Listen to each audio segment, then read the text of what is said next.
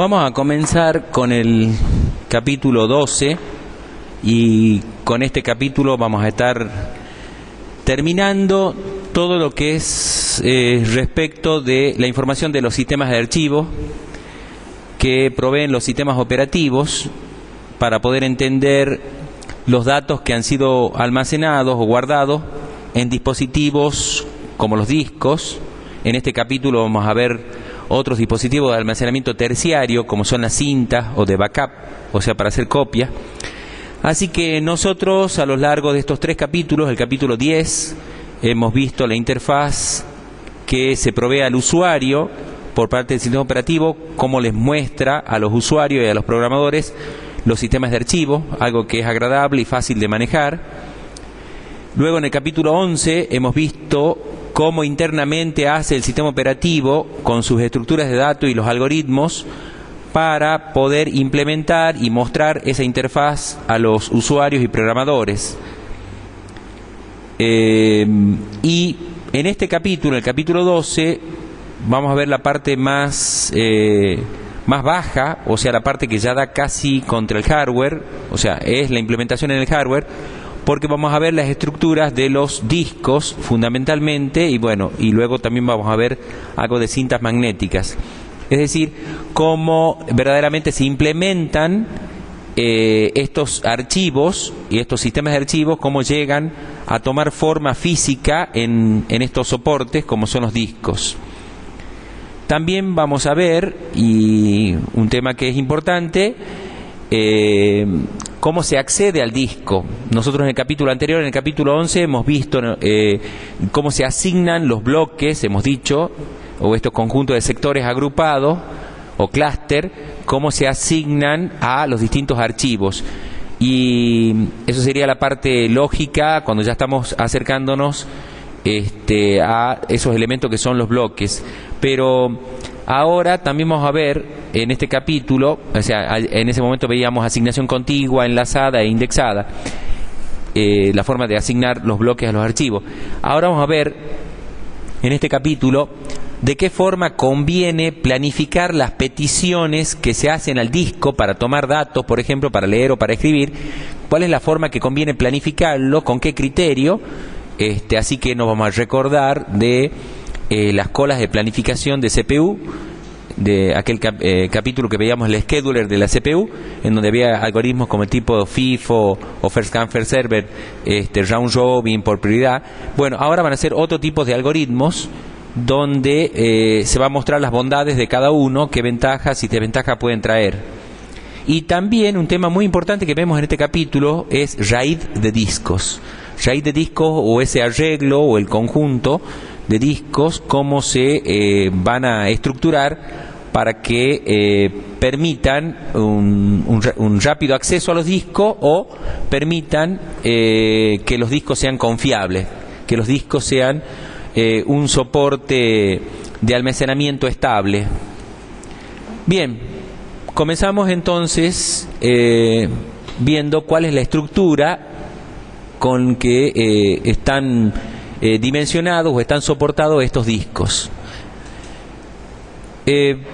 Vamos a ver entonces básicamente qué significa guardar datos en estos dispositivos. Vamos a hablar de los tiempos. Los tiempos aquí van a ser mucho mayores que los accesos a memoria. ¿Qué estructura va a tener un disco en cuanto a cuál es su geometría? El tema de los sectores, de las pistas, de los cilindros. ¿Cómo vamos a hacer para conectarnos a un disco? Si va a ser a través de un bus, es decir, una comunicación directa a la placa controladora, o ese disco se va a encontrar ya en una red y entonces yo a través de la red quiero acceder a ese disco, o el disco estará dentro de una SAN. Una SAN son las siglas de un almacenamiento o una granja de discos, es decir, un conjunto grande de discos al cual uno podría acceder, pero que está a 1 kilómetro de distancia de donde está el servidor, de donde está la máquina. Aquí está entonces el tema que decíamos recién, cómo va a planificarse el acceso a discos, ya que el disco es un depósito muy grande, no es cuestión de entrar de cualquier manera y en cualquier, digamos, de recibir y atender cualquier petición que venga en el momento que venga. Bien, estas son entonces además algunas de las características. Volvemos a ver el tema de cómo me conviene acceder al disco en cuanto si me conviene empaquetar sectores, esto es bloques o clúster. Si alguna vez yo tuve problemas entonces de memoria, entonces tengo que implementar una memoria virtual, y esa memoria virtual hoy en día va a necesitar de un espacio de intercambio para que pueda volcar las páginas que estoy sacando de memoria principal. Así que también vamos a ver algo de cómo implementan algunos sistemas operativos los archivos de páginas o los archivos de, digamos, las particiones para swap. Y bueno, un tema importante que les decía es el tema de RAID, del arreglo redundante de discos baratos. Era la primera traducción, y hoy se reemplazado esa I de inexpensive, se tradujo hoy en independiente, conjunto de discos baratos, digamos un conjunto de discos independientes. Bien, también vamos a ver qué significa que un almacenamiento sea estable, que uno pueda confiar en la información que guarda. Un sistema operativo como Solaris implementa alguna modalidad o algunas técnicas para que esto se pueda dar. Vemos algo, muy poco, de almacenamiento terciario en las transparencias. En realidad he suprimido algunas transparencias de este tipo para no perder tanto tiempo, porque si no es muy enciclopédico el capítulo. Bien, ¿y qué soporte tenemos del sistema operativo y qué problemas de rendimiento van a traer estos accesos tanto a los almacenamientos secundarios como terciarios? Bien, los objetivos entonces del capítulo son mostrar la estructura física que tienen los discos y otros dispositivos de almacenamiento terciario. Cuando uno habla de terciarios es porque no voy a tener accesos en línea, es decir, no voy a tener que acceder a estos dispositivos para sacar información urgente, sino que son usados más bien para copia, para respaldo. Esto es para backup, ¿sí? Porque son dispositivos baratos, pero de un tiempo de acceso mucho más alto. ¿Cuáles son las características de estos dispositivos, tanto del disco como de otros? Algo de CD y DVD vamos a ver, y analizar los servicios que puede proveer un sistema operativo, si incluye un RAID en el sistema operativo, o sea, como software, o, bueno, también vamos a ver de que si el hardware soporta RAID, cómo hace que esto sea mucho más eficiente y más rápido, y también una estructura jerárquica, esa H es de jerarquía, un sistema de memoria jerárquico, en cuanto si conviene o no, en grandes centros de cómputo, poner un almacenamiento terciario en esa pirámide de memoria que nosotros vimos en algún momento, aparte de los discos abajo, poner encima un almacenamiento terciario como las cintas. Pero bueno, eso si tenemos sistemas robotizados en donde alguien está pidiendo abrir un archivo y ese archivo no se encuentra en disco y sí se encuentra en cinta, entonces bueno, en los grandes centros de cómputo se puede dar el caso de que el sistema computarizado con brazos del robot saquen cintas y lo inserten en las unidades de cinta, y bueno, pase un tiempo hasta que se pueda abrir ese archivo. Pero repito, no en línea, sino que el proceso sepa que esos archivos que están en cintas van a demorar un tiempo considerable. Bien, esto es algo que ya conocíamos. De todas maneras, es siempre importante recalcarlo, que son los discos son soportes de almacenamiento secundario, en el sentido de que, bueno, primariamente está la memoria principal o memoria real, la RAM, en donde yo voy a acceder siempre y cuando haya tensión eléctrica. Los discos son capaces de almacenar información en forma permanente, es decir, cuando se corte la energía eléctrica, ellos van a seguir conteniendo esa información. Como son dispositivos mecánicos, dependen de la velocidad de rotación de los motores. Por lo tanto, bueno, hoy se pretende, digamos, que los discos sean lo más rápido posible. Normalmente no se conocen por veces por segundo, sino en RPM, o sea, revoluciones por minuto. Entonces los discos pueden ser que estén oscilando entre 7.200 vueltas, 10.000 vueltas, y los discos más rápidos estén en 15.000 vueltas por minuto. Eso haría que entonces, una vez que está posicionado el cabezal sobre un sector que quiero leer, a partir de ahí la velocidad de transferencia, o sea, el ancho de banda o la transferencia de byte que yo puedo hacer, van a depender de la velocidad de rotación del disco.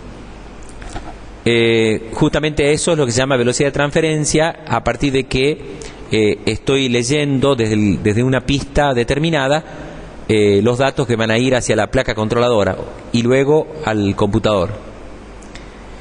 Estos tiempos de acceso a los dispositivos, al dispositivo disco, está constituido de básicamente 3 tiempos. Aquí se han puesto solamente 2 tiempos. Este tiempo de acceso que se pone aquí, o tiempo de posicionamiento, es en realidad un tiempo que está compuesto por el tiempo de búsqueda, o seek time, es el tiempo que demora en ubicarse en el cilindro, es el mayor tiempo, y una vez que está parado sobre el cilindro, va a activar la cabeza correspondiente, porque un cilindro es un conjunto de pistas que tienen el mismo diámetro, y una vez que se detecta en cuál pista es la que corresponde, se activa el cilindro, o sea, se activa el cabezal para que vaya a leer esa pista en particular. Y claro, en el momento que se activa el cabezal, comienza a leer el número de sector que acaba de pasar. Si es el que está buscando, bien, a partir de ahí comienza a levantarlo. Si no, bien, tiene que seguir girando hasta que el número de sector pase por debajo o por arriba, dependiendo de la posición que sea del cabezal, pues nosotros, digamos, en estos sistemas usamos los platos, la superficie superior y la inferior del plato. Así que dependiendo del cabezal que está activo, bien, cuando vea pasar el número, porque lo primero que tienen los sectores al comienzo, un rótulo que tiene un numerito. Cuando el sistema detecta que es ese número, a partir de ahí activa y empieza a leer. Así que hasta que pase ese número es posible que tengan que girar. El peor caso sería que gire casi una vuelta, y el caso medio es que gire media vuelta, ¿sí? Así que por eso tiene que ver con la velocidad de rotación. Si está girando a 10.000 vueltas por minuto, bien, tengo que sacar entonces el tiempo que demora un bit, una posición del disco, en girar, no una vuelta completa, sino media vuelta. Es el tiempo medio de rotación. Una vez que está parado ahí, entonces comienzan a transmitir, y ahí entonces sería la velocidad verdadera de transferencia. Así que tiene un tiempo, un seek time, un tiempo de rotación y un tiempo de transferencia, que es la que me va a permitir la velocidad que gire, ¿sí? Ya ahí sí o sí dependo de la velocidad de giro del plato para que empiece a transmitir.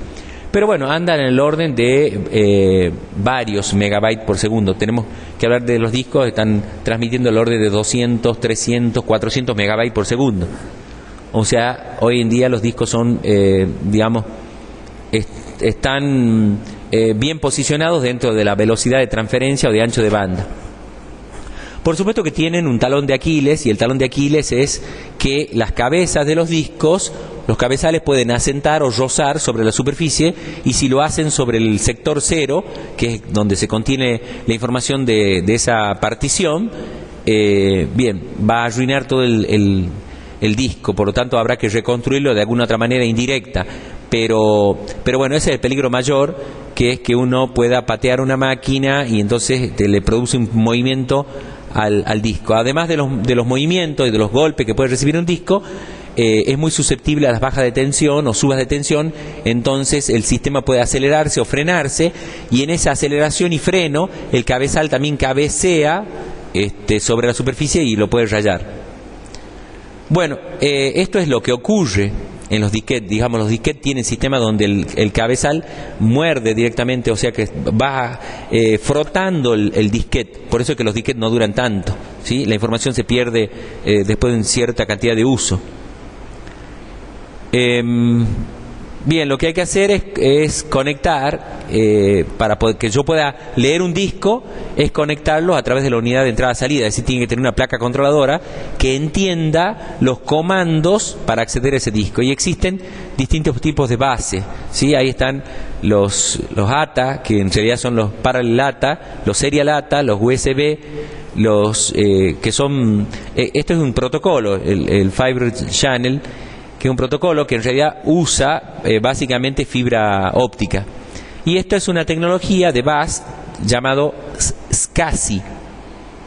La gente le dice SCSI ya directamente con la E adelante, pero bueno, es las siglas del fabricante de discos de muy buena performance, mucho mejores que los ATA, ¿sí?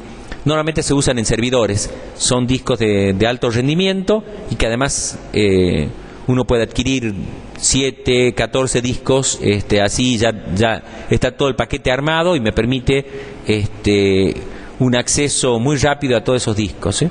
Así que casi todos los servidores usan tecnología SCSI y otros que van a tener una granja de discos alejados a través de fibra óptica, como es una SAN, S-A-N, Storage Area Network. También entonces van a usar fibra óptica para el acceso. La fibra óptica tiene la ventaja frente a los conductores eléctricos que no son sensibles al ruido, no son sensibles a las descargas eléctricas, porque lo que se transmite es luz. Entonces, como se está transmitiendo luz por esas fibras ópticas, no son sensibles a los campos eléctricos, a los campos magnéticos, ¿sí?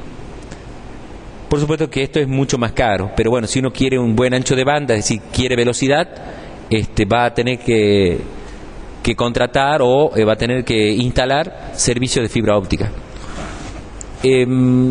Estos controladores de estos equipos que se llaman host, en el sentido de que son anfitriones de sistemas, y ellos normalmente, como son anfitriones, normalmente tienen el papel de servidores, así como ellos son el computador que atiende el servidor de disco, por lo tanto al disco accederán para sacar bases de datos, para sacar correo, para sacar archivos, para sacar páginas web, etcétera. Así que van a tener una alta demanda, por lo tanto tendrán que estar bien constituidos y ser muy eficientes y tener muy buen rendimiento en el acceso a disco. ¿Sí? Por eso se habla de que en algunos casos ya no conviene tener un disco, sino me conviene tener un arreglo de disco, o sea, muchos discos. Acá estamos viendo entonces el soporte, digamos, la geometría de un disco es básica, donde hay un eje que gira, digamos, en un sentido y con un conjunto de platos, todos solidarios, o sea, están soldados al eje, de manera que todos giran a la misma velocidad, y a su vez tengo un brazo que ensambla los distintos cabezales que van a servir para, digamos, que ubique las cabezas lectoras y grabadoras, ¿sí? Esto es lo que decíamos, los cilindros entonces están constituidos del conjunto de todas las superficies, de todos los arcos, de todas las pistas de un mismo diámetro, y cada pista está dividida en sectores. Bien, otro dispositivo, pero como decíamos, no para un uso en línea, o sea, por ejemplo, la memoria virtual, que tiene que paginar y que a veces se tiene que sacar páginas de encima para poder traer una nueva página, puede usarlo al disco como un acceso directo, pero en la cinta, que es un almacenamiento también, un soporte, digamos, que puede permitir grandes volúmenes de información, es un dispositivo secuencial por excelencia, por lo tanto, no tolera el acceso directo.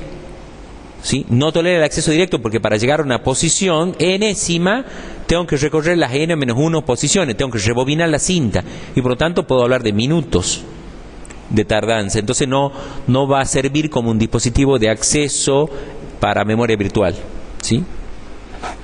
Esto era lo que se usaba antes, pero bueno, hoy ya no se lo usa solamente como backup, ¿sí? Acá está dando algunos números, el acceso aleatorio, cuando yo quiero ir hacia una posición determinada de un registro, va a ser 1000 veces más lento que un disco. Se lo usa principalmente para copias de seguridad. ¿sí? Y ya hay entonces los sistemas, los grandes centros de cómputo tienen unidades de cinta que son más caras que las unidades de disco. Las unidades de cinta son el soporte donde yo puedo sacar el cartridge y poner el cartridge, que son como casetitos, son como cassette, en donde yo puedo poner una cinta. Lo que pasa es que esa cinta tienen varios teras.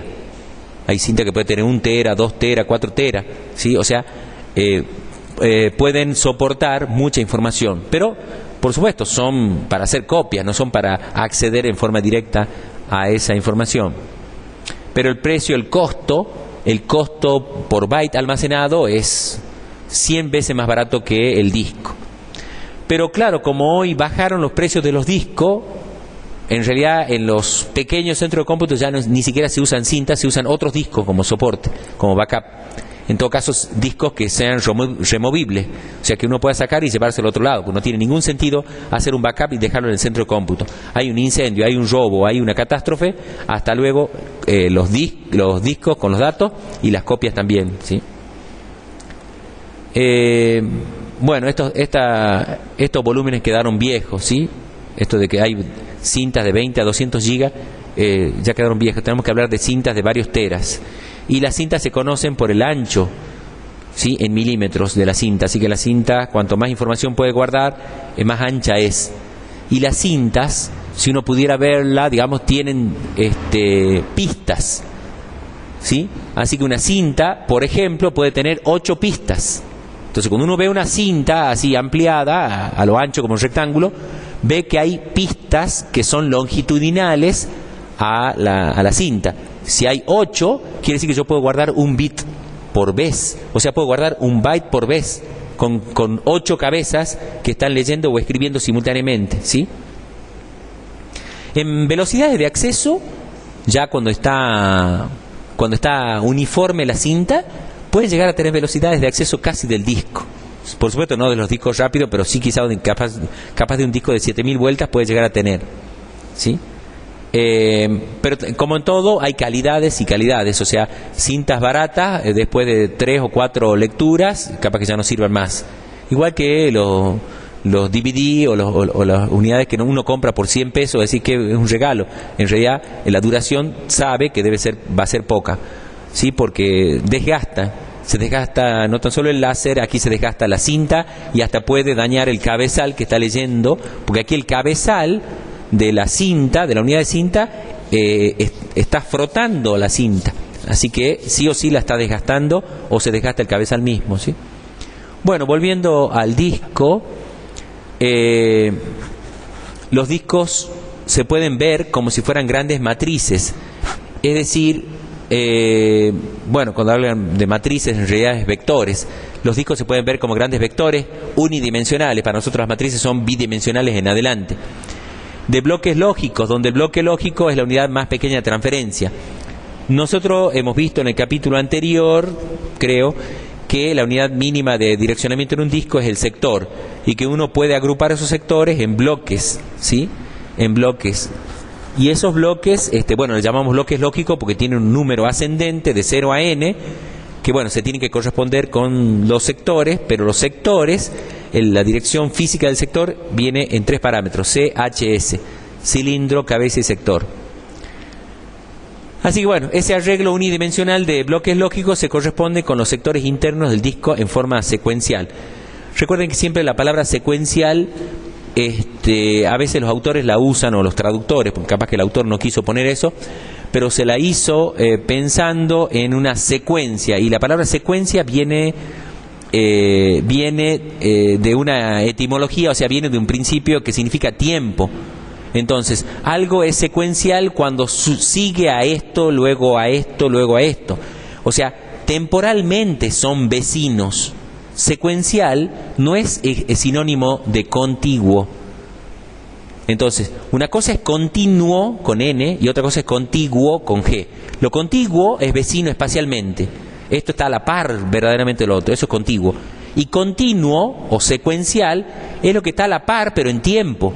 pero yo no sé si esto lo saqué de aquí, el otro lo saqué de aquí. Bueno, sigue a continuación, pero lo saqué ya de otro lado. Es posible que yo esté sacando de otro lado. Eso no es contiguo, sino es continuo, y los autores lo usan como la palabra secuencial.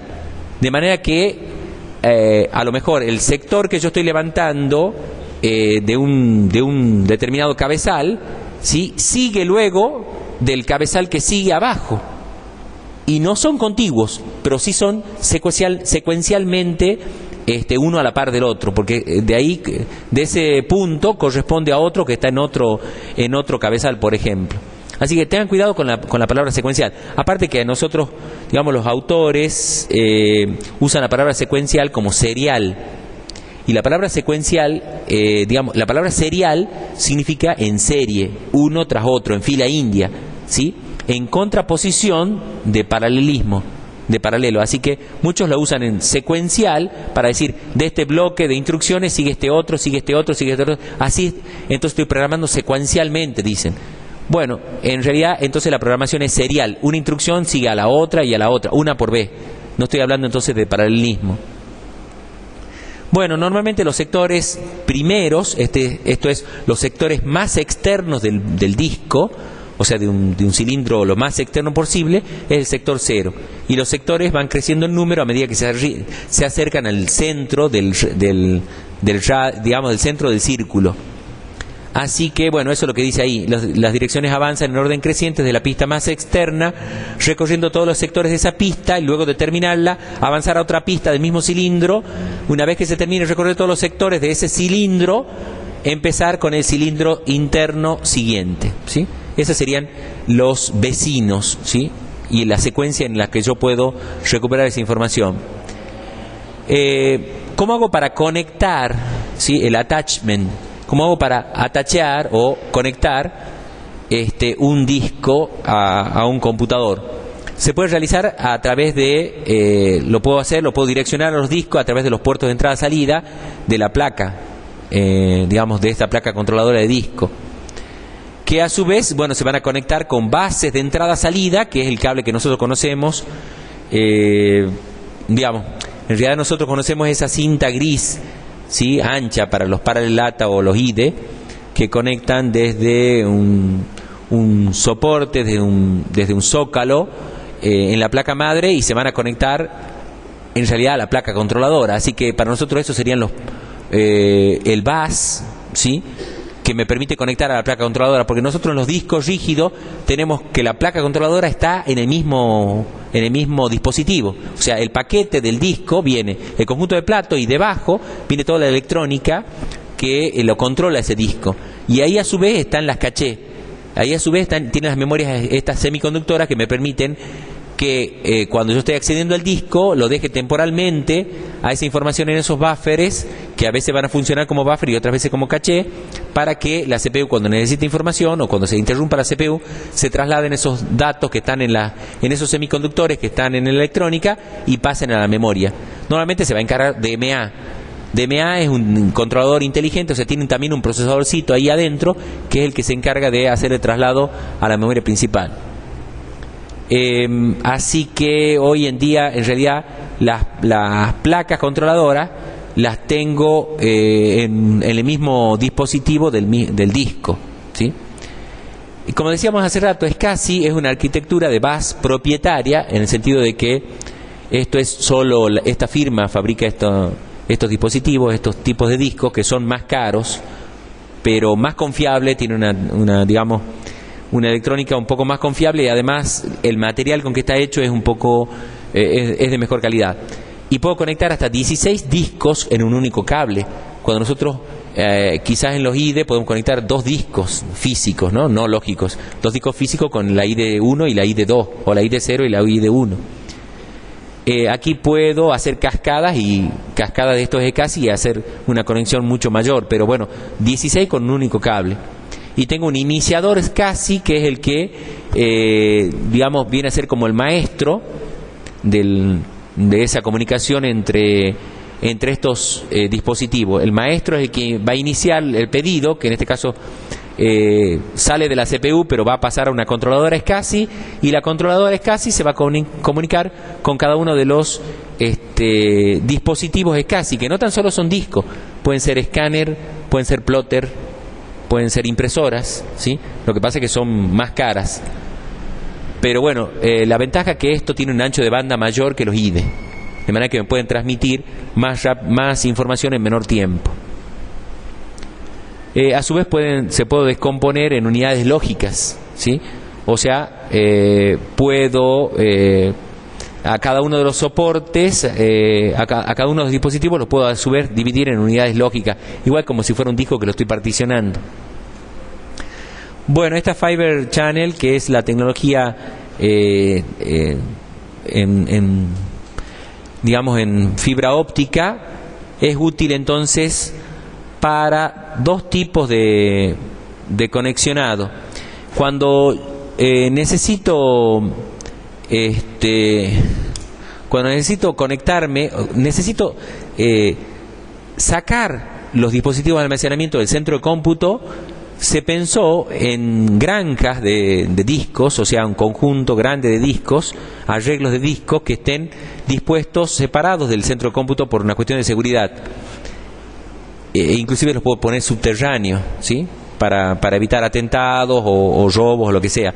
Y yo puedo comunicarme a esos discos a través de fibra óptica que tiene mucho menor atenuación que los cables digamos, los conductores eléctricos o alámbricos que tienen una resistividad, y entonces en esa resistividad voy perdiendo tensión o voy perdiendo potencia en la conexión.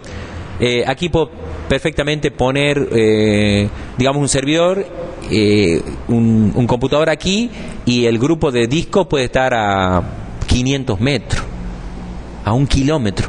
O sea, están a muy alta distancia y no tengo tanta pérdida de transmisión por atenuación, que sería la caída de tensión, que no tengo tensión aquí porque tengo luz, ¿sí?, que se transmite.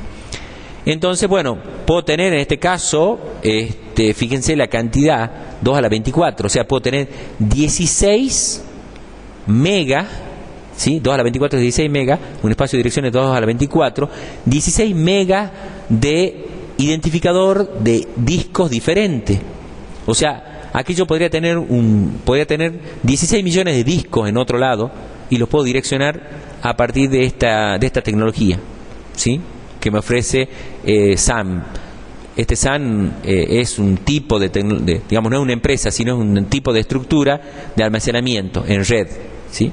Hay toda una área de almacenamiento, ahí están dispuestos los discos, se les llama granjas, ¿sí? Así como se llaman granjas de servidores, como que hay muchos, hay también granjas de discos.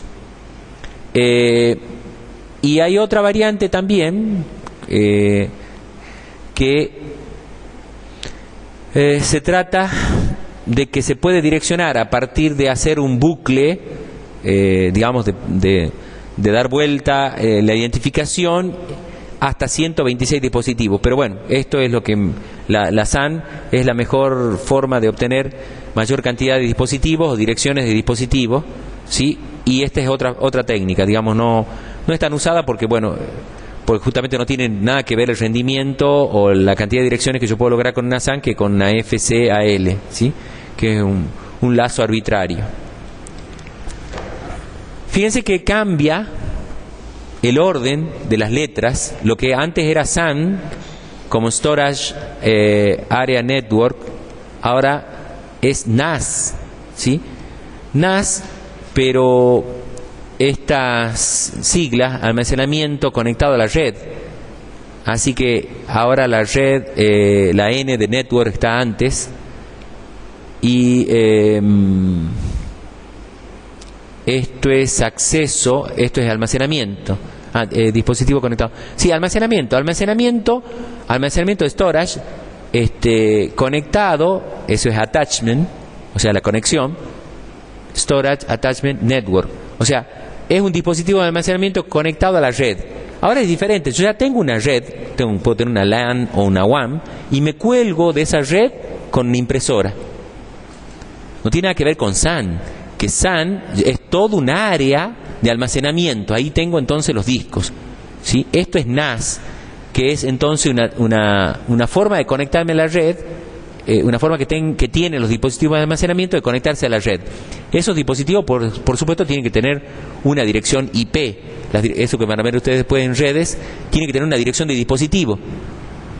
Cuando yo salgo del computador, ya no puedo direccionar con un bus de 2 a la 24, 2 a la 32 o 2 a la 64 para direccionar una determinada placa controladora. Ahora ya salgo a la calle y me tengo que viajar por un cable de red, así que bueno, cada uno de los dispositivos que esté conectado a esa red se distingue por una dirección. Dependiendo del protocolo que se use, será el protocolo IP y entonces una dirección IP.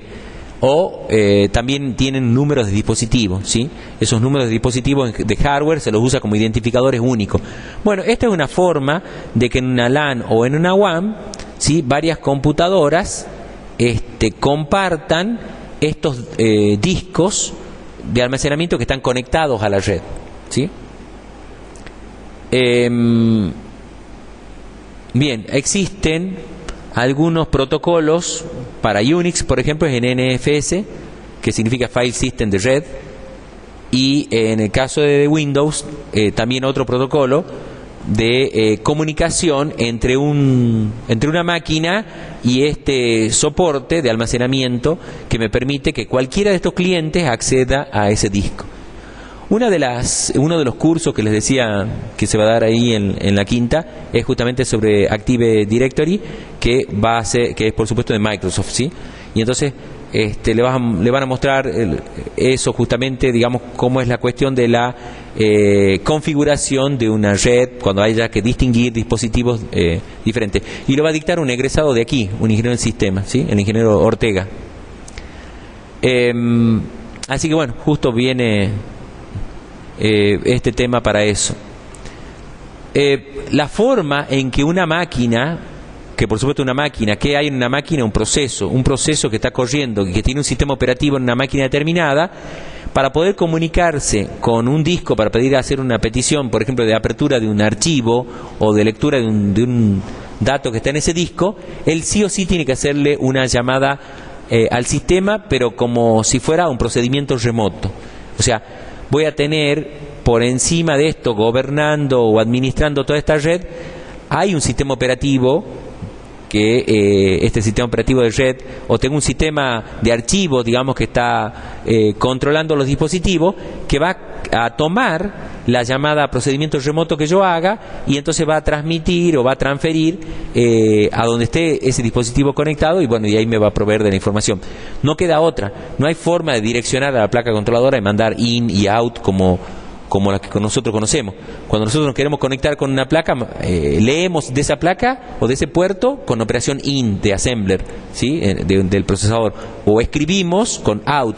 Bueno, aquí no existe la posibilidad de un in y out porque están fuera del computador. Entonces lo que tengo que hacer sí o sí es una llamada al sistema, pero del tipo de llamada a procedimiento remoto, porque el dispositivo está remoto, ¿sí? Y bueno, hay esta fábrica que es SCSI implementó ahora, para poder acceder a discos que estén en la red, porque la tecnología SCSI no habla de red, habla de discos conectados a un bus SCSI, a un computador, y la distancia máxima en los discos SCSI puede ser de 1,5 metros, que es bastante, cuando los IDE no superan 30 a 40 centímetros la cinta, ¿sí? En cambio los SCSI yo puedo tener discos a 1,5 metros. Bueno, ahora agregado la I, es la I de IP, significa que esos discos los puedo tener en una red, entonces puede estar aquí a 20 metros o a 80 metros, no más de 100. Las LAN no, digamos, no miran o no se ven las máquinas que estén a más allá de 100 metros, por eso se llama Local Area Network, ¿no?, una red de área local. Bueno, esto, volviendo ahí, tienen un dibujo de lo que es una SAM, una granja de discos, ¿sí? Son comunes en ambientes de gran almacenamiento. Cuando tengo qué sé yo, Google, por ejemplo, Google debe tener cientos de miles de servidores dispuestos en muchos lugares del mundo, y seguramente usan discos de este tipo, ¿sí?, como mínimo. Entonces tienen conjuntos de discos que están trabajando permanentemente, porque la gente entra a Google y dice tal cosa. Entonces, bueno, hay que entrar a buscar ese tema en particular entre esos distintos servidores. Entonces tiene que haber directorios de servidores donde me dicen tal tema se maneja en tal servidor que está en Malasia, otro está en Alaska, otro está en China, otro está en Londres, o sea, en distintos lugares del mundo, y ustedes ven como que uno rápidamente accede a la información. Y este servidor que yo estoy accediendo no sé dónde está, si está en África o está en Asia o está en el Polo Norte, no lo sé. Bueno, pero son entonces un conjunto de dispositivos de almacenamiento que están ordenados en esas granjas que decíamos. Ahí está la SAM, y desde una LAN yo puedo acceder a esa SAM, ¿sí? Porque están separados, están protegidos, seguramente en varias capas de hormigón, digamos, en casamata, contra los atentados, ¿sí? Bien, siempre que se vea servidor, por ejemplo, ¿ve? Aquí tienen máquinas que están accediendo a información que tienen los servidores. Los servidores, que son máquinas que tienen procesadores más rápidos, más memoria RAM, mayor caché, etcétera, no tienen acceso directo al disco, no es un disco pegado al servidor, sino que ellos tienen que acceder a la SAN para que la SAN le tramite a través de su sistema de archivo en donde se encuentran los datos. Así que es una ventaja, porque te puedo tener muchos servidores para N servidores para M almacenamiento, ¿sí? No necesariamente tiene que corresponder esta cantidad con la cantidad de servidores que maneje. Además, los servidores son especializados: servidor de archivo, servidor de impresión, servidor de base de datos, servidor de página web, servidor de correo, servidor digamos, de muchas aplicaciones que son las que van a proveer de esos servicios a estos clientes. Ahí está el centro de procesamiento de datos, ¿sí? Y esto es un proveedor de contenido web. Si es que yo a partir de ahí entonces estoy colgado a una línea de acceso a internet. Bueno, ahí fíjense que hay una biblioteca de cintas. Esa biblioteca de cintas es la que decía yo hace rato, que puede estar robotizada con brazos que sacan la cinta dependiendo de qué tema están queriendo guardar o recuperar, porque las cintas son para eso, o para guardar información, digamos que en principio no se la va a usar más por el momento, o recuperar si hubo un desastre en los discos. Bien, si hubo desastre en los discos, tratar de recuperar las copias que haya en cinta. Volviendo entonces sobre la planificación de disco, lo que vemos es que el disco va a ser manejado por el sistema operativo. ¿De qué manera? A través de los drivers. Los drivers son programitas entonces escritos en Assembler que conocen cómo hay que pasar, digamos, de qué manera se controlan las placas controladoras, o sea, qué instrucciones hay que pasarles. Entonces, ese sistema operativo, en definitiva, es el responsable de manejar eficientemente el disco, ¿sí?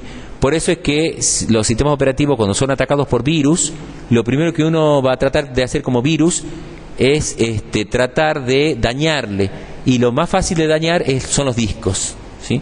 Los discos se dañan a partir de que le paso instrucciones que me lleven desde la pista 0 a la pista mayor. Y entonces, si lo estoy permanentemente modificando o moviendo de un punto a otro, en un momento dado la flexibilidad del disco va a terminarse, se llegará a la saturación, o sea, al límite de rigidez del disco, digamos del brazo, y lo voy a terminar rompiendo, ¿sí? Así que, bueno, el sistema operativo es el encargado de manejar eficientemente el brazo, de manera de que cuando se vaya moviendo, vaya levantando todos los pedidos, o sea, vaya atendiendo todos los pedidos de lecturas o de escrituras para un determinado cilindro. Se pretende que los discos tengan un tiempo de acceso rápido. ¿Por qué? Porque del disco hay que traer páginas o guardar páginas. Entonces tiene que trabajar en línea, soportando la técnica de memoria virtual. Esto es, cuando yo accedo y busco una página y no está cargada en memoria principal, hay que buscarla en memoria en el disco, y entonces ese disco tiene que responderme rápidamente y traer la página, porque bueno, es cierto, los procesos no los voy a tener activos, los pasaré a bloqueo, pero trataré de que esas páginas lleguen lo más rápido posible. Y por otro lado, un gran ancho de banda, en cuanto a que me conviene traer digamos, la mayor cantidad de bytes simultáneamente. Hoy se ha vuelto hacia la línea serie. en un momento dado la cantidad de conductores era mínima, entonces el paralelismo era mínimo. Empezó a crecer hasta llegar, qué sé yo, a 40 pines, y ya se vio que la influencia entre la línea eléctrica que transmite una de esas líneas de la cinta sobre otras produce mucha interferencia. Entonces dijeron, no podemos seguir aumentando la frecuencia en paralelo. Para poder aumentar la frecuencia en paralelo tengo que volver a serie. Así que por eso se volvió a serie lata, ¿sí? Y ahora, bueno, ya se habla de lane o vías. O sea, puedo tener 2 cables para transmitir en serie, pero a su vez tengo varias lanes dentro de cada cable. Es como que estoy usando de una sola carretera varias vías. Se llama lane se pronuncia. Así que bueno, de nuevo estamos en paralelismo, pero usado de otra manera y quizás no tan susceptible a las interferencias. Por supuesto, ya estamos hablando del orden de gigahertz, ¿sí? En transmisión serie estoy hablando del orden de gigahertz, el reloj que controla la transmisión. Así que los anchos de banda se levantan muchísimo. A los discos se les exige distintos tipos de operaciones. Por ejemplo, es posible que un disco sea parte de un servidor al cual se le reciben 1000 peticiones por segundo de pequeña información. Por ejemplo, alguien quiere saber el saldo de un cliente, entonces se accede a ese servidor para abrir la base de datos del cliente y se saca solamente un numerito que es el saldo. Así que son muchas operaciones y pequeñas, ¿sí? O también puedo acceder al disco para levantar una gran base de datos. Entonces tengo pocas operaciones pero con mucho contenido de información. Entonces hay que ver para qué uno necesita ese disco, y en base a eso, en el diseño, uno tiene que solicitar en un catálogo y ver qué tipo de discos me convienen. Ya eso lo vemos un poco mejor quizás cuando veamos RAID de disco. Pero ya que vayan teniendo en cuenta que las peticiones pueden venir muchas y pequeñas en unidad de tiempo, o pocas y de mucha cantidad de información que levanten, ¿sí? Así que, por un lado, en ese caso, por ejemplo, para muchas y pequeñas, me conviene que el disco sea no muy grande y con rápidos movimientos de cabezal, para poder cambiar rápidamente de una posición a otra, porque son muchas y pequeñas. Bueno, y volvemos entonces a refrescar los parámetros estos, que es digamos el tiempo que se demora en posicionarse sobre un cilindro en particular, el tiempo seek time, y el tiempo que se demora en levantar la información desde que ya está parada sobre la pista y se demora el plato porque va a girar a una cierta velocidad angular. Bueno, pasamos entonces a la planificación de disco, ¿sí? La planificación de disco, decíamos que tiene que ver con estos parámetros que veíamos recién, y entonces sería conveniente que todas las peticiones que yo vaya a atender estén en el mismo cilindro. Sería genial. Sería genial que todas las peticiones estén en el mismo cilindro, porque entonces, posicionado sobre el cilindro con el cabezal, lo único que tengo que hacer es activar una, luego otra de las cabezas, ¿sí? Pero no tiene que moverse el brazo, que es lo que más tiempo lleva, sino que, bueno, como está girando todos los platos, bien, a lo sumo tendré un tiempo de rotación y luego de activación de cada uno de los cabezales para ir transmitiendo hacia la placa. Entonces, vamos a suponer, aquí el autor da un ejemplo, de que actualmente el disco está posicionado en el cilindro 53. O sea, hizo desde el sector, desde el cilindro 0, que es el más externo, se corrió 53 posiciones hasta llegar a la 53, o sea, de la 0 pasó a la 1, de la 1 a la 2, etcétera, etcétera, ¿sí? Y vamos a suponer, para este ejemplo, que van a llegar peticiones de distintos cilindros. Estos son números de cilindros, simplemente como para mostrar la cantidad de cilindros a la que se puede estar pidiendo que se acceda. No habla ni de cabeza, ni habla de sector, directamente cilindro, porque es la que mayor tiempo se lleva. Estamos hablando de milisegundos para ir de un cilindro a otro, ¿sí? Entonces, yo estoy parado en la 53, me piden del 98, luego me llegó la 183, la 37, la 122, la 14, 124, 65 y 67. Ese es el número de orden en que aparecieron temporalmente o secuencialmente las peticiones a disco. Y estos son números de cilindro. Así que si yo tuviera que seguir en forma first come, first serve, es decir, tipo FIFO, parado sobre la 53, parado sobre el 53, estoy aquí, ¿sí? Y entonces los voy a atender a los pedidos tal cual como llegaron. De la 98 a la 183, luego a la 37, así tal cual como llegaron. Fíjense lo que es el desplazamiento del cabezal. De la 53 a la 98. De la 98 a la 183. De la 183 volver a la 37, a la 122, a la 14, a la 124, a la 65 y luego a la 67. ¿Sí? En total, los movimientos de la cabeza equivalen a 640 cilindros. ¿Cómo se saca ese número? Bueno, es 183 menos 53, luego 183 menos 37, me va mostrando todos los cilindros por los que él va pasando. La suma de todos me da 640 cilindros. ¿Qué pasa si no uso el criterio first come, first serve, sino uso un criterio que es parecido a la planificación de la CPU, que es SJF, Shortest Job First? Ir a, digamos, atender los trabajos que menor tiempo de CPU tengan. Y esto es atender, o sea, mover el cabezal al que menor tiempo, digamos, de SIC tenga.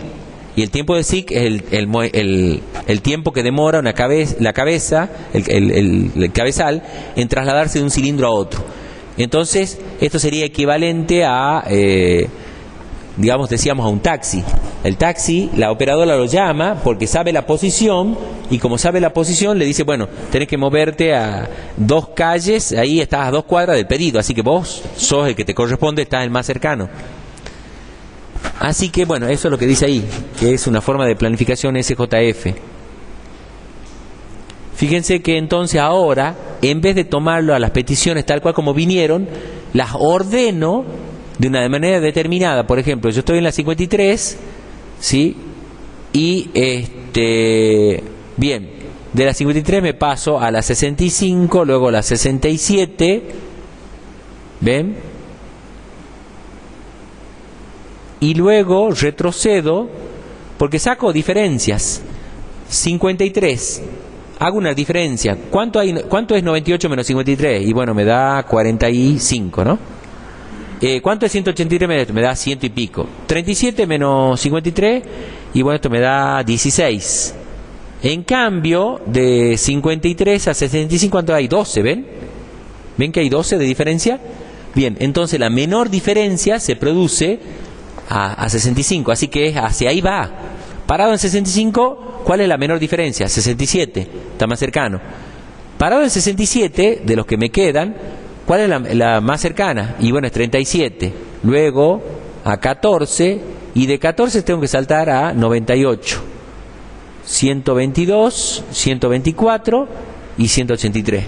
Eso es haber seguido entonces la proximidad, la mayor proximidad, de manera que eso ya le hizo bajar el movimiento del cabezal a 236 cilindros, cuando antes estaba a 640, ¿lo ven? O sea, sufre menos el brazo, y además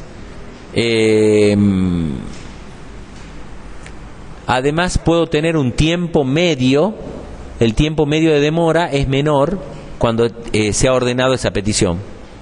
Pero claro, ahí tengo que suponer que toda esta cola de petición se llenó instantáneamente.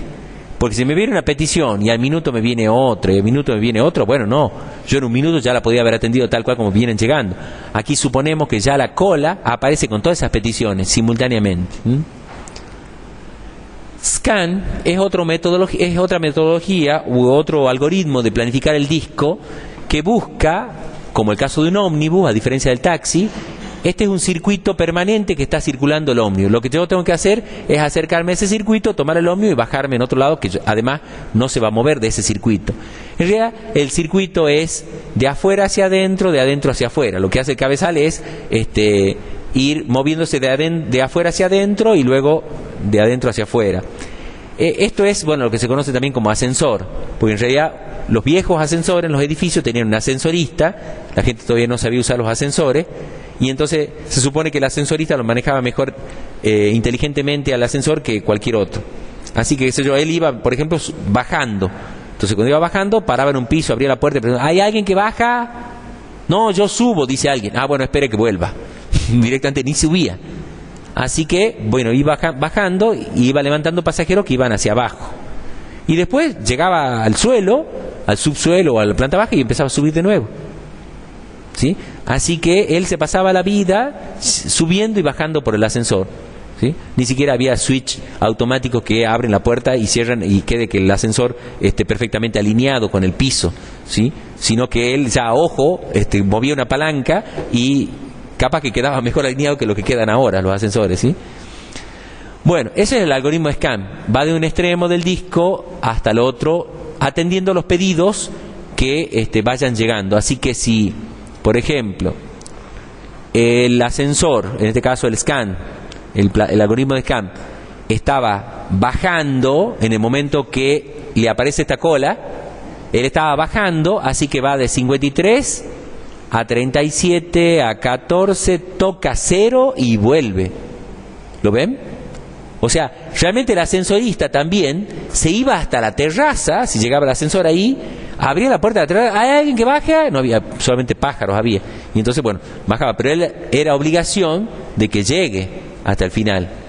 No como algunos, digamos, colectiveros, que cuando están llegando al final del recorrido, se fijan si en la otra cuadra hay alguien esperando, y como no hay nadie, ahí no pega la vuelta. No llega hasta la última parada, sino que se fija si hay alguien, capaz que alguien viene corriendo ahí no se lo ve, y bueno, ahí no pega la vuelta y ellos se van.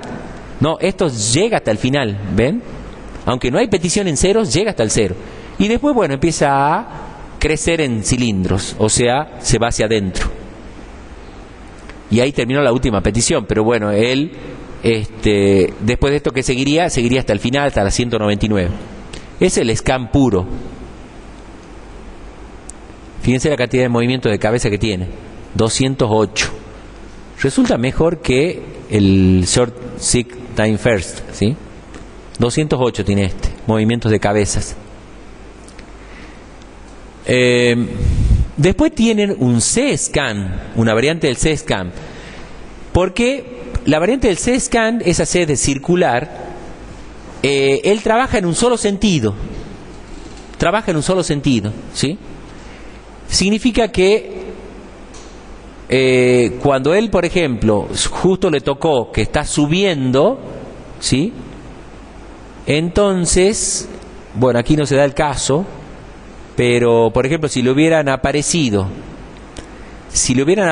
cuando él está atendiendo estas peticiones de las 183, por ejemplo, y le hubiera aparecido una a los 150, otra a los 140, cuando él tocó fondo 199, vuelve sin mirar.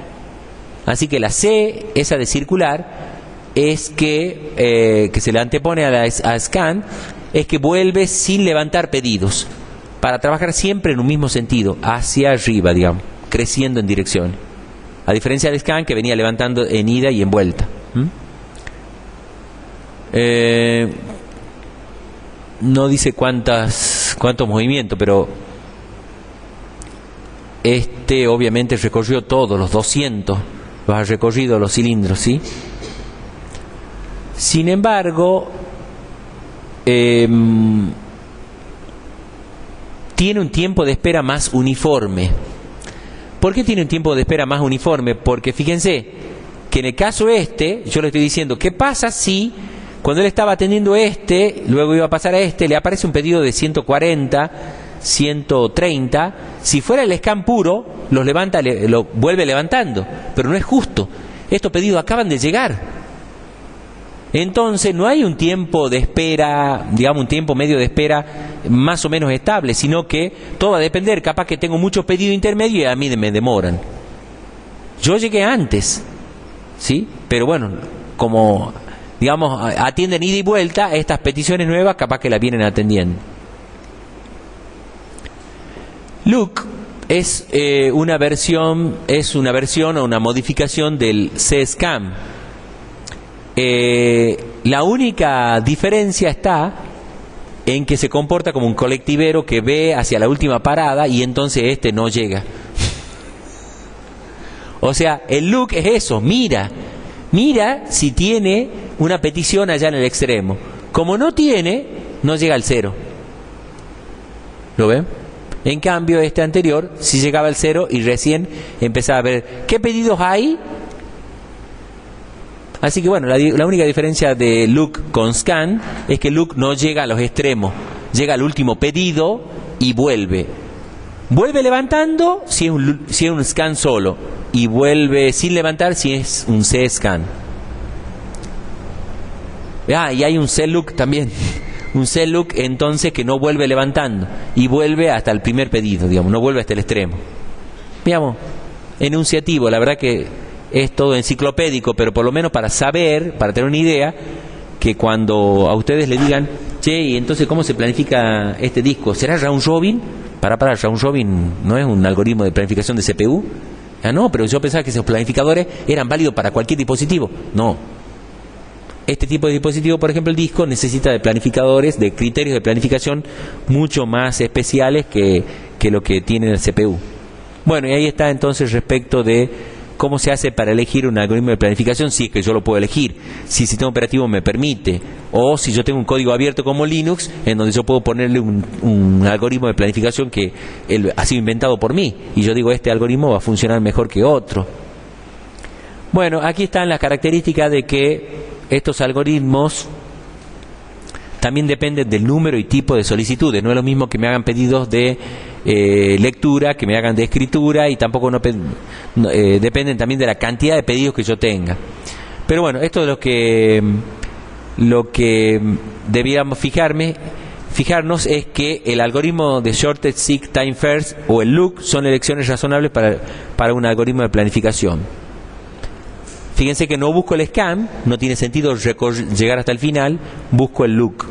Y el de las peticiones más cercanas también es válido, pero ¿cuál es el problema de las peticiones más cercanas? ¿Qué desventaja tiene usar un criterio de planificación como el Shortest Seek Time First? Inanición.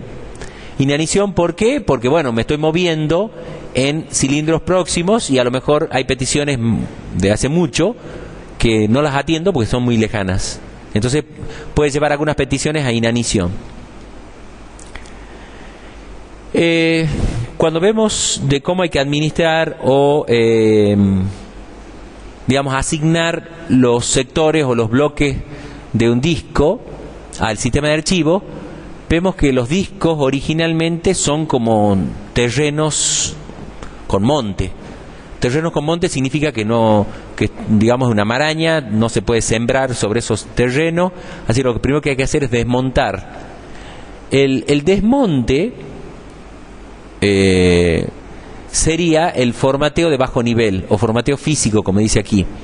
Consiste en dividir entonces a un disco en sectores que la controladora de disco pueda leer y escribir. Así que lo primero que hace va a ir a marcar sectores de 512 bytes, ¿sí? Eso hace en el formateo de bajo nivel. Entonces escribe el numerito en la cabecera del sector, ¿sí? Y le deja preparado también un número en la cola de ese sector para un control de error. O sea, también tiene una cola con la reserva de algunos bits para hacer un control de error. En el medio quedarán los datos, los 512 bytes, ¿sí? Entonces tienen un número para CHS, dependiendo del tamaño del disco, la cantidad de dígitos que se use para CHS, que quedan registrados sobre ese, digamos, en el comienzo del sector. Y luego, capaz que llena de ceros, y al final de ese sector le deja reservado para el control de errores. CRC se llama, control de errores. Bueno, eso es lo que pasa entonces en el primer momento. Normalmente cuando uno compra un disco ya viene formateado de bajo nivel, no tiene que estar haciendo ese formateo, salvo que tenga problemas que yo lo vivo formateando en alto nivel y entonces el disco sigue con problemas. Bueno, conseguiste un programita para formatear en bajo nivel pero cuidado, no estés formateando en bajo nivel a cada rato, porque esto, digamos, ya que es magnetizable, termina rompiéndolo al disco, ¿sí? No es para magnetizar siempre, no es para formatear siempre en bajo nivel los discos. Bueno, y luego, cuando yo necesito cargarles archivos, el sistema operativo necesita entonces asentar su estructura de archivos, digamos, de manera que uno pasa a hacer un formateo lógico o un formateo de alto nivel. El formateo de alto nivel es cuando entonces ya agrupo sectores, ¿sí? Para decir, estos sectores o clúster van a estar agrupados de A4, de A8, de 16, entonces ese es el formateo de alto nivel. Además de ese agrupamiento, bueno, le ponen distintas, digamos, hace reserva de distintos sectores. Por ejemplo, reserva el sector 0 para arranque. Ahí, si uno decide que eso va a ser la partición activa, ahí puede llegar a cargar un programita, que es el programita de arranque del sistema operativo, que es el que luego la ROM lo llama a ese para cargarlo. Además se asentará un sistema operativo con su sistema de archivo, establece, porque le dice al usuario, ¿cuántas particiones quiere crear? 4. Bien, tiene que reservar 4 tablas de particiones para que en cada una de las tablas le diga qué es lo que hay en cada partición. Y entonces todo eso va en el primer sector, ¿sí? Y con punteros correspondientes para saber, digamos, cómo se van a usar o qué sistema de archivo va a tener cada partición. Esto es algo que es importante. Dice, las entradas salidas de discos son hechas en bloque, mientras que las entradas salidas de archivos son hechas en clúster. Esto es tomando el autor. Nosotros ya algo decíamos de que el disco reconoce sectores, pero que el sistema de archivo reconoce bloques, lógico. Ahora medio que tenemos que cambiar la terminología, y cuando habla de bloques es porque le llama bloque a un sector. Entonces va a hablar del bloque enésimo al sector enésimo, que en realidad no puede decir enésimo, sino que el sector lo tiene que llamar con 3 parámetros. El sector CHS tal, ¿sí? Así que bueno, tenemos que cambiar un poco la nomenclatura de decir que bloque es equivalente a sector, y clúster, como un racimo o como un conjunto de estos bloques, es lo que ven los sistemas de archivo. Bien, en el sector de arranque o el boot block, ¿sí?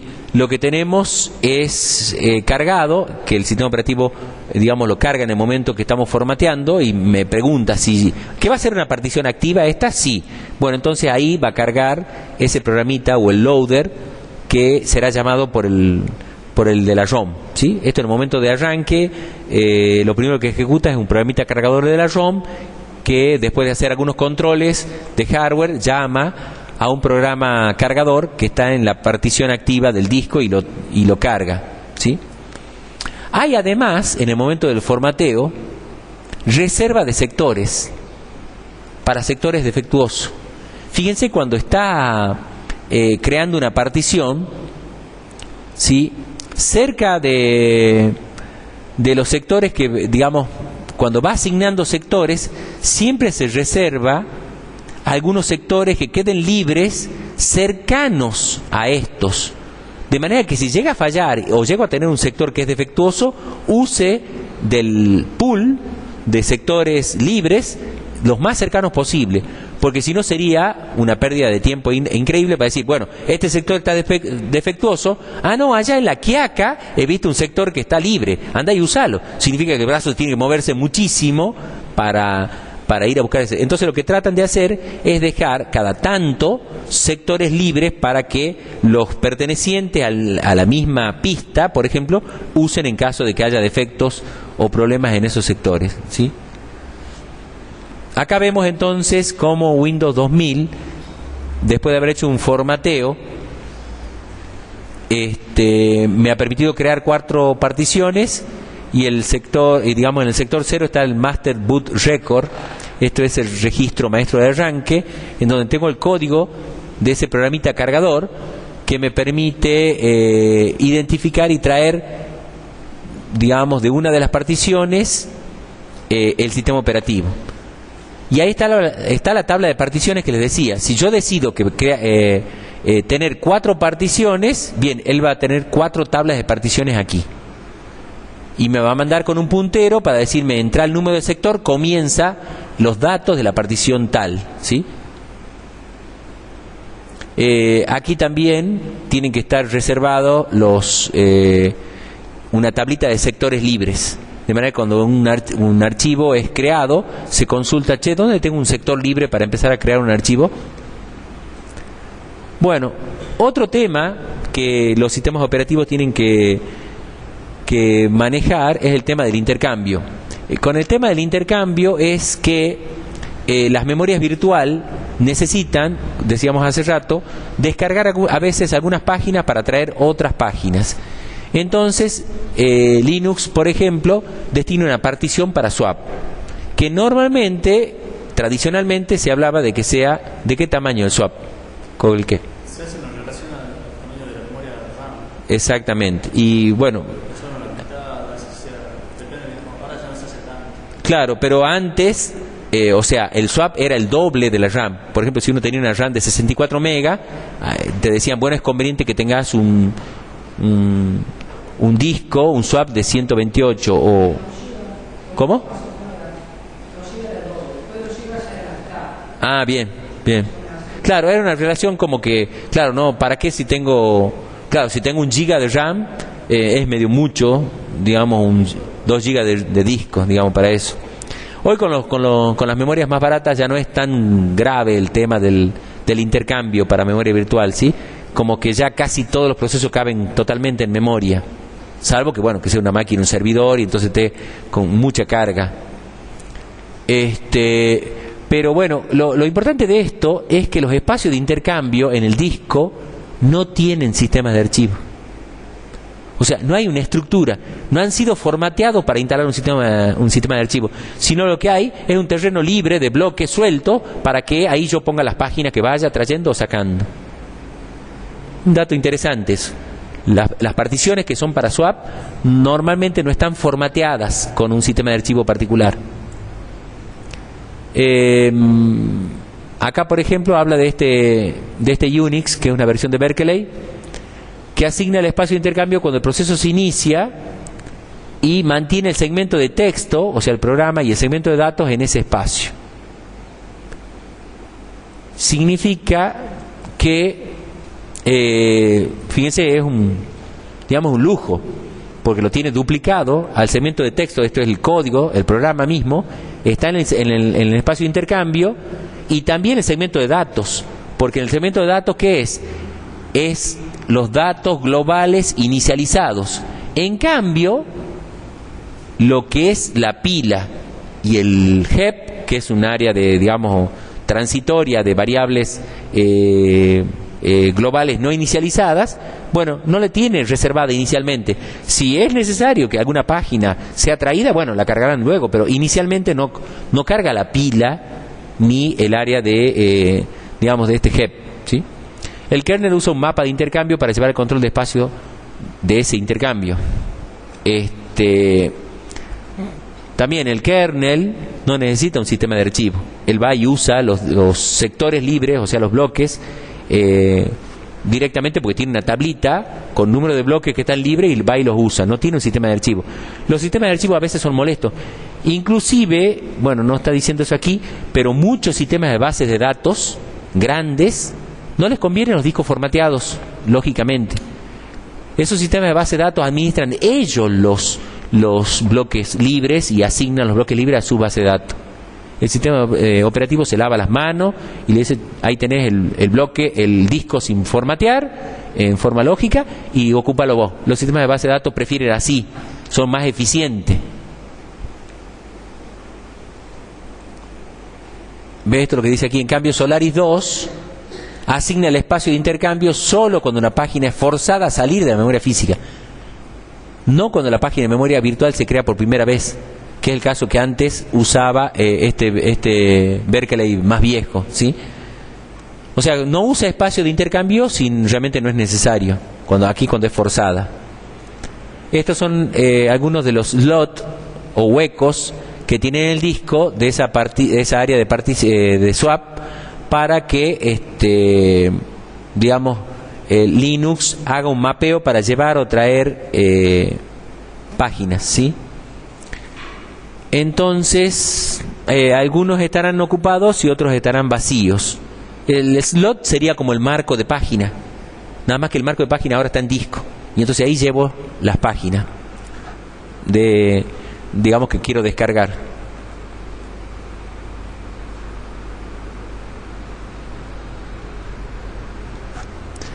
Bien, hacemos un breve intermedio.